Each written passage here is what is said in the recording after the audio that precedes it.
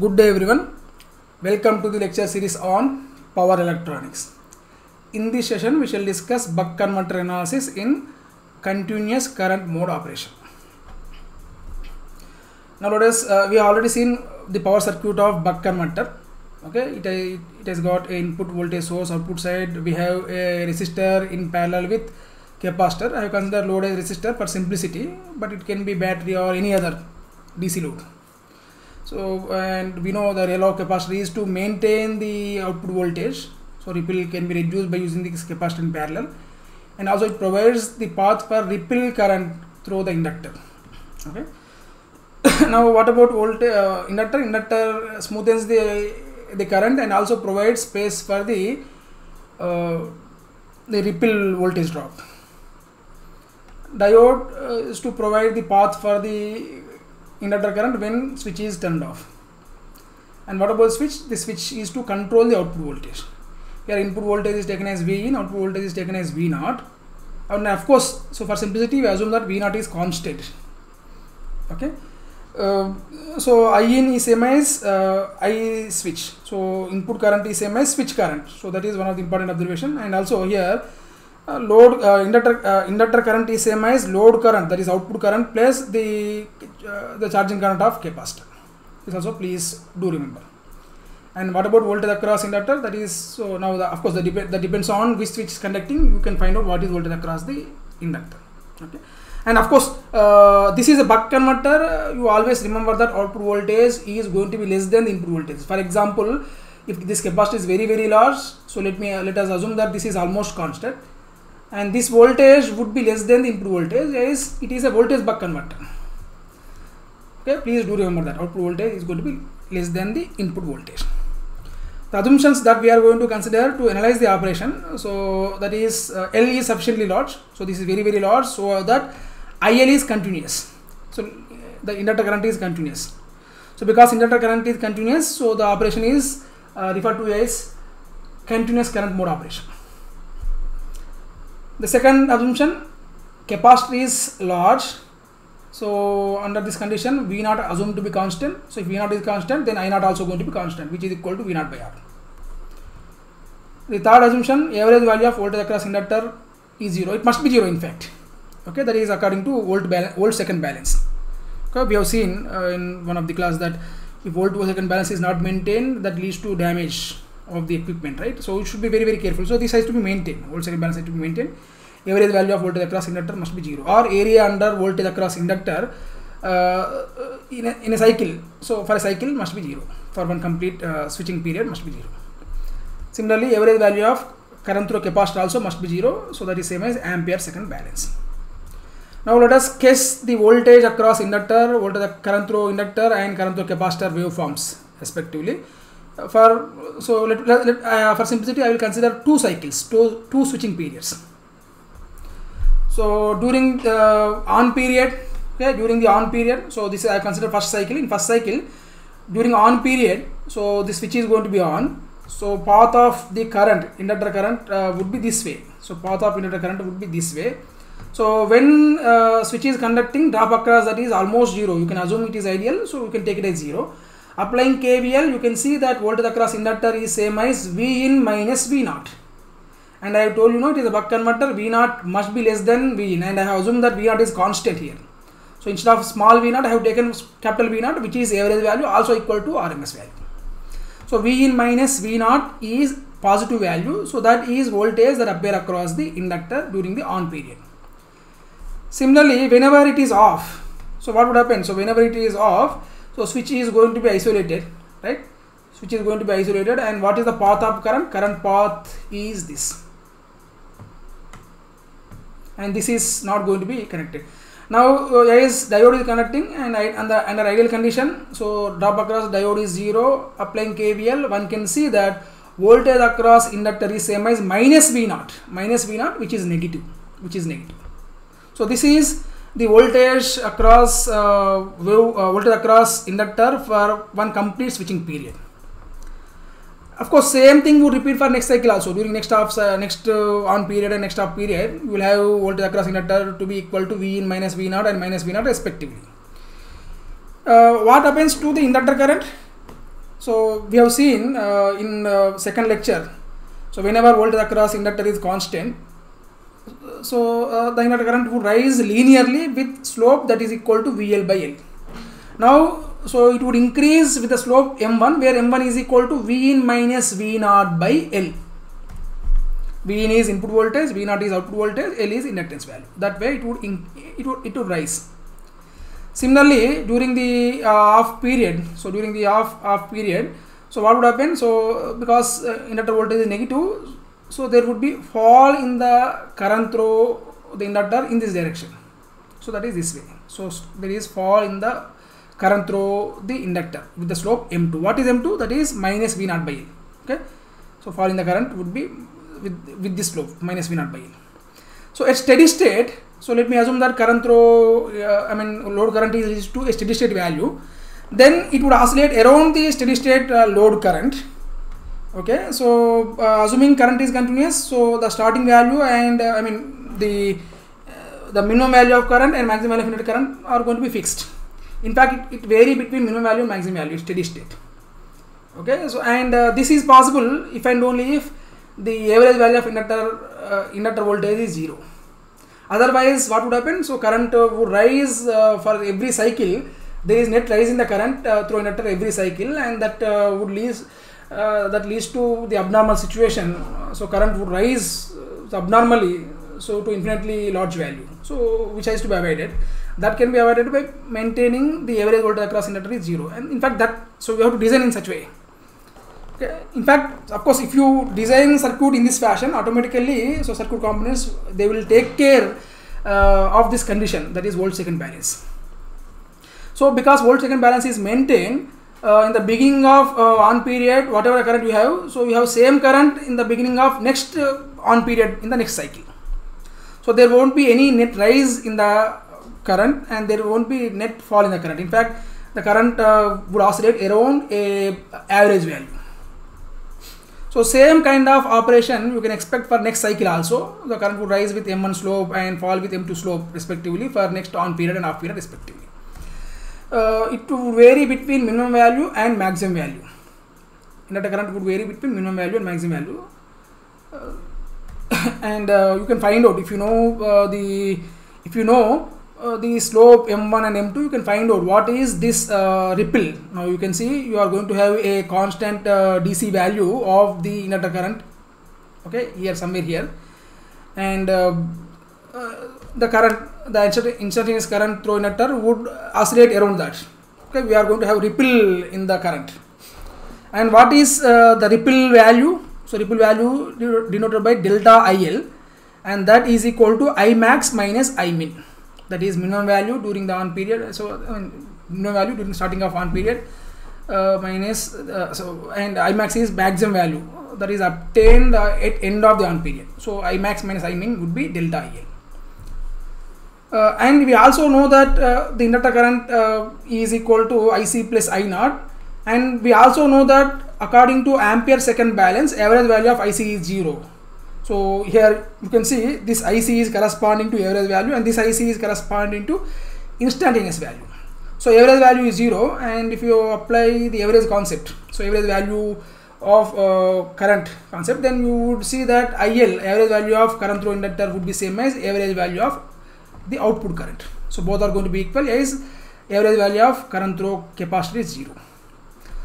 So IL, the average value of IL is same as I naught. So instead of IL, I use I naught to indicate the average value of inductor current.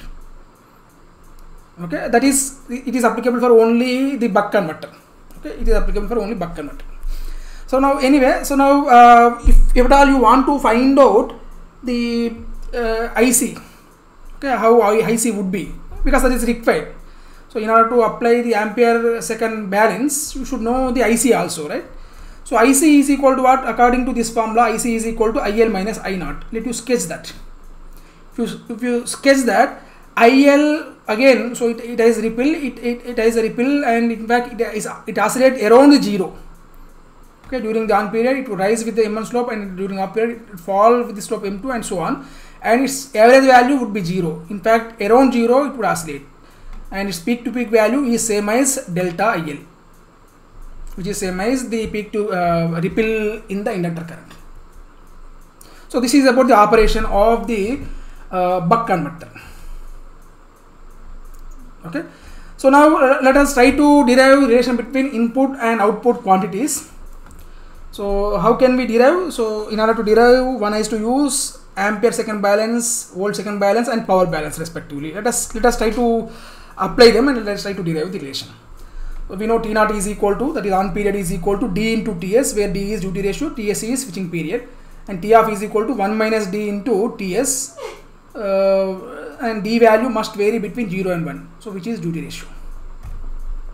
According to volt second balance, so integration of voltage across inductor throughout one cycle, one switching period would be 0. That must be 0, right? So that is same as area under the curve. And what is area under this curve for one cycle? So we know during the on period, area under the curve is same as, so this is area under this rectangular, that is equal to its magnitude V in minus V naught into dTs, that is on period. So similarly, during the off period, what is the area under the curve? That is equal to minus V naught into this off period, which is same as 1 minus D into Ts. So now, and make this equal to 0, simplify further, you would get relation between input voltage and output voltage. V naught is equal to D into V in. So output voltage, average value of output voltage is equal to duty ratio into the input voltage, input battery voltage. Similarly, one can also apply ampere second balance. So what is that? That is area under this the current through capacitor must be 0. So apply that, and we know IC is same as IL minus I naught for the buck converter. So substitute that, and if you substitute that and if you further simplify, you can see that area under inductor current is same as area under output current. So whenever these areas are equal, so their mean values are also going to be equal. The mean value or average values are going to be equal. So IL, mean value of the inductor current, is same as the mean value of output current. So this relation can be obtained by applying ampere second balance. Let us also apply power balance. So assuming all components are ideal, so switches are ideal and inductor capacitors are ideal, then input power must be equal to the output power. Power supplied by source must be equal to power received by the load. Using the power balance equation, so you can arrive at this particular formula. So V in into I in equal to V naught into I naught, where V naught is equal to D into V in. Okay, D into V in, substitute that. So you would get I in is equal to D into I naught. So this is a relation between input current and output current. So now if you observe carefully, the ratio that is input voltage by output voltage is equal to output current by input current, that is equal to 1 by D. So this is similar to transformer action. In transformer, we know that V1 by V2 is equal to I2 by I1 is equal to N1 by N2, right? So transformation ratio. So now this is similar to that of the transformer action, but in this case it is not a transformer, it is a converter, it is a buck converter.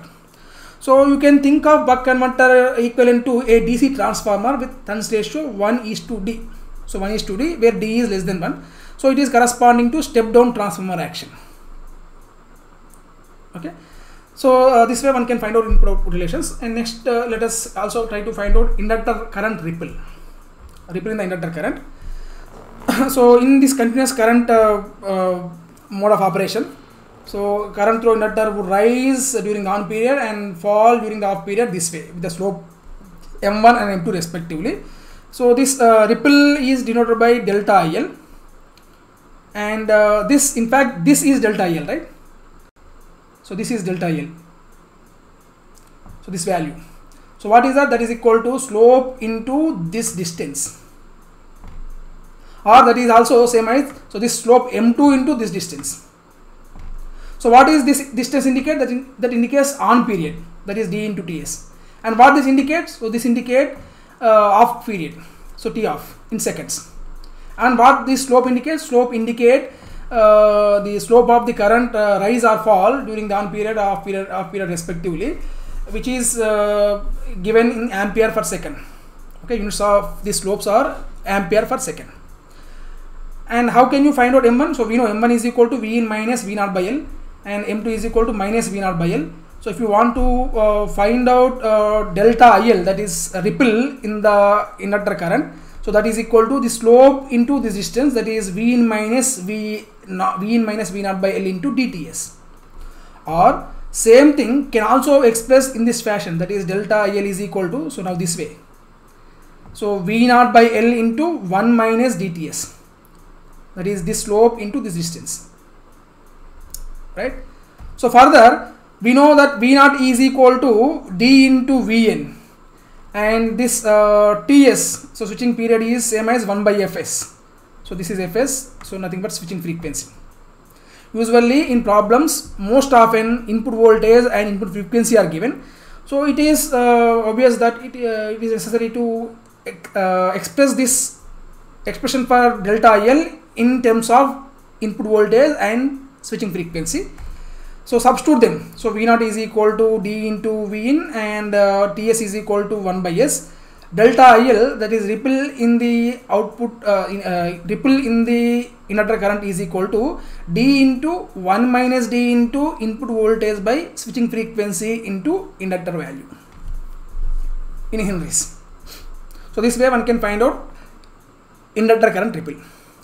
And we also know that, so this ripple in inductor current is I max minus I min, and exactly if you find out average value, you will observe that this I naught is exactly mean of this minimum value and maximum value of inductor currents. So in fact I max plus I min by 2 is same as I naught for this particular case. For especially for continuous current mode, definitely it is equal to I max plus I min by 2. And you can also mention, so from that you can also mention that I max is equal to I naught plus delta IL by 2, or I min is equal to I naught minus delta IL by 2. Okay. So now this way one can find out inductor current ripple. Now let us also try to find out ripple in the capacitor voltage. So ripple in the capacitor voltage, now we know capacitor would be charged if at all the current through capacitor is positive. Similarly, if current through capacitor is negative, then it is going to discharge. So if it is charging, then what would happen? So capacitor voltage, so during charging period, so we will see that capacitor voltage would rise this way. So I'm sorry, so let me draw it again. So that is going to rise during the positive current period. So if current through capacitor is positive, then there would be rise in the capacitor voltage this way, and whenever current is negative, it is going to fall. And how do you find out this? So that is equal to net increment in the charge through capacitor by Vc. So simply, so this is okay, maximum value minus, so ripple in the voltage would be same as V max minus V min, so that would be ripple in the voltage. And what is that? That is same as rise in the voltage across capacitor during the positive current through the capacitor, right? So we know the formula for relation between capacitor charge and voltage, that is Q is equal to C into V. So this is constant. So now during the positive current period, the net rise in the charge is equal to C into net rise in the voltage, so where C is constant. Or similarly, net fall in the charge during the negative current period through a capacitor is same as C into net fall in the voltage. So either you can use either. Okay. Now for simplicity, I use the positive current concept. So now we know current through capacitor would have ripple that is equal to same as current ripple through inductor delta IL. And if you see, so if you consider this period only, so this area, so this is corresponding to positive current through the capacitor, and area under this with respect to time axis, so that is same as the net charge increment during the positive current. Okay, that is same as triangle. In fact, the area under this triangle would be equal to the charge stored in the capacitor, or charge rise in the charge stored in the capacitor during the positive current. So if you know that, you can find out what is the ripple in the voltage also. From previous slide we have seen, so this voltage, this exactly so oscillate around the zero current, and if you see this value, okay, this height of this triangle, that is equal to exactly delta IL by 2, and this period also, if you find, you find that is equal to half of the switching period, that is Ts by 2. So area under this particular triangle is same as net rise in the capacitor charge. So that is equal to half into Ts by 2, that is base, into height is del IL by 2. So substitute all the values. So 1 by 8 into Ts into, so delta IL is equal to D into 1 minus D into V in by F into L. So where Ts is again, so you can express that in terms of the switching frequency.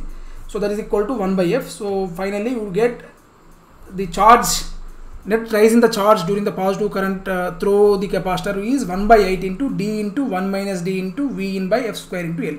Usually in the problem you will be given with the input voltage, switching frequency, inductor and the duty ratio. So this Ts also can be expressed in the switching frequency, so that you can directly substitute the values that are given in the problem. Delta VL, so if you want delta V, so that is the ripple in the capacitor voltage, so that is equal to ripple in the capacitor charge divided by C. So from that you would get it is equal to 1 by 8 into D into 1 minus D into V in by F square into LC. So this is the ripple in the capacitor voltage. Now when this ripple in the capacitor would be maximum, so if somebody, sometimes this question also may be asked. So what is the duty cycle at which this capacitor ripple voltage will be maximum? So in order to do that, you have to differentiate this with respect to D, and you have to make that equal to 0, and then you have to find out double derivative. So you know the procedure to find out the maximum, no? So from that particular concept, mathematical concept, you can find out that D is equal to 0.5. Whenever duty ratio is equal to 0.5, ripple in the capacitor voltage would be maximum. And what is that value? So substitute D is equal to 0.5, you would get that value would be equal to 1 by 32 into input voltage by switching frequency square into inductance into capacitance. Okay. So this is very, very important. So usually in some of the competitive examinations, they have to ask the ripple in the inductor current and ripple in the capacitor voltage. Okay. I hope you understand the derivation. So I strongly recommend not to by heart the formulas. Okay, so try to derive as many times as possible. So whenever you are solving problem, try to derive it again so that you can remember for long term. Okay, yeah. So now next one. So sometimes you may also ask to find out source current and diode current, average values and RMS values. So we know this is the inductor current, right? So inductor current would rise during the on period and would fall during the off period. So during the on period, inductor current is same as the switch current, right? During the on period. So draw that. So switch current is same as inductor current during the on period. That is what indicated here, right? Similarly, so during the off period, diode current is same as the inductor current. That is what indicated here. Now, for example, if you want to find out average source current, which is same as switch current also, then how can we do that? Yes, you can. We know the formula. So area under the current divided by the complete time period to complete one cycle. So that is equal to 1 by Ts into area under the curve. So find out area under the curve. Okay, this is area under curve. Area under this rectangle is the same as area under this rectangle. Right, both are equal in fact, and area under this triangle is same as the area under this rectangle.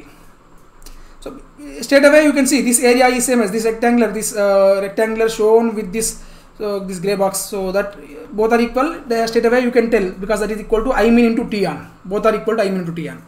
And what about area under this triangle? That is half into base into height, half into base value T on. So which is same for both cases, and height value in this case is del IL.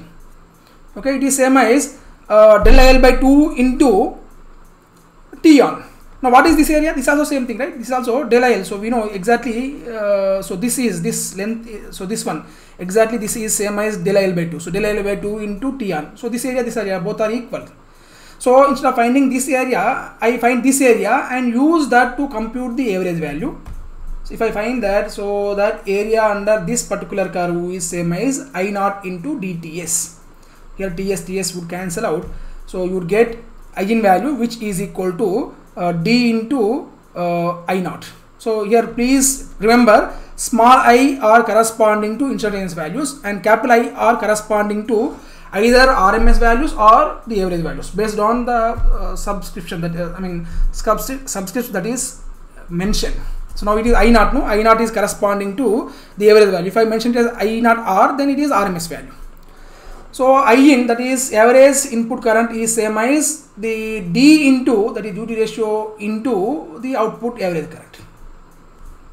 Now similarly, if somebody wants to find out output the average diode current, I'm sorry, it is not source current, it is diode current. So average diode current, so again, so use this formula. So area under this particular diode current divided by TS. So again, so use the area under the current concept, and from this you will get this value would be equal to what that value is equal to, again, so I naught into 1 minus D into TS. So TS would cancel out. So you would get ID average value, that is the diode current average value, is equal to 1 minus D into average value of the load current. Okay. Now let us try to solve one more problem. So determine RMS and average value of source current and diode currents if inductor current is ripple free. So please be careful. What is mentioned here? Inductor current is mentioned as ripple free. Ripple free inductor current means this current through inductor is constant. Current through inductor is constant. So let us consider that during on period, off period, current is always constant. So this is possible in case of large inductance. In case of large inductance, current ripple is very, very small compared to its average value. You can almost ignore the ripple. So almost it is constant. So this is possible for very large value of inductance. Now during on period, switch current is same as the source current, that is same as the load current, that is same as the inductor current also, in fact. And coming to the diode current is same as the output current during the off period only. So remaining period is 0. Now again, so in fact, in order to find out average source current, use area under the curve concept. You will get that value is equal to D into I naught. So similar to the previous case. And similarly, average source current you would get, that is same as, average, I'm sorry, it is not average source current, this is average diode current. So average diode current, again you would get it is equal to 1 minus D into I naught. Okay, this is already we have derived in the previous slide. So for a different case, of course, in that case ripple, there is a ripple in the current. Even there is no ripple, you will get same value of average current through source and the diode respectively. Now coming to RMS currents, so RMS source current or RMS switch current, you know formula. So you have to find out area under square of the current and then take mean value, apply square root, and if you do so, you will get that value is equal to I naught into square root D. So that is I naught into square root D. So that is same as duty ratio, during which switch is going to be connected, switch is going to be on. Similarly, RMS value of diode current, again use similar kind of formula. So formula for RMS current, calculation of RMS current, you would get that is equal to I naught into square root 1 minus D for this case, for ripple case. So further, if you want to find out the solution straightforward, okay, with a single stroke, so you can further go by this approach. So what is that approach? So because the inductor current is ripple free, current through that is constant, according to substitution theorem, one can replace this inductor with source, current source, with IL equal to I naught. And so once you do that, so straight away you can find out the solution.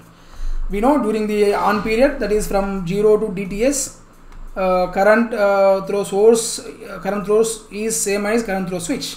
So corresponding average value and RMS value, straight away you will get I naught into D and I naught into square root D respectively.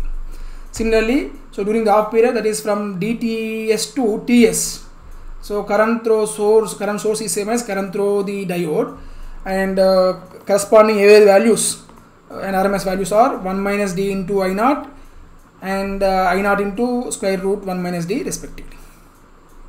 Okay, so this is about the operation of buck converter with continuous current through inductor. So it is also known as continuous current mode operation of buck converter. Okay, so formulas are straightforward for buck converter in continuous current mode. So I leave practice to you. So try to solve as many problems as you can. Okay, refer previous year GATE problems and refer few problems from the textbook. Okay, backside of textbook you can find the multiple choice questions. So try to solve as many as possible. You have the formulas available directly, note down them and you can use them directly. So for the buck converter in continuous current mode, no need to worry much. So you can use formulas directly. But you should know how to identify buck converter. We have discussed realization of buck converter in our third lecture. No, so just go through it. Okay. So you have to. So firstly you have to identify that it is a buck converter. Then you can use the formulas directly. Okay. So thank you. So in next class we shall discuss buck converter operation in discontinuous current mode. Thank you.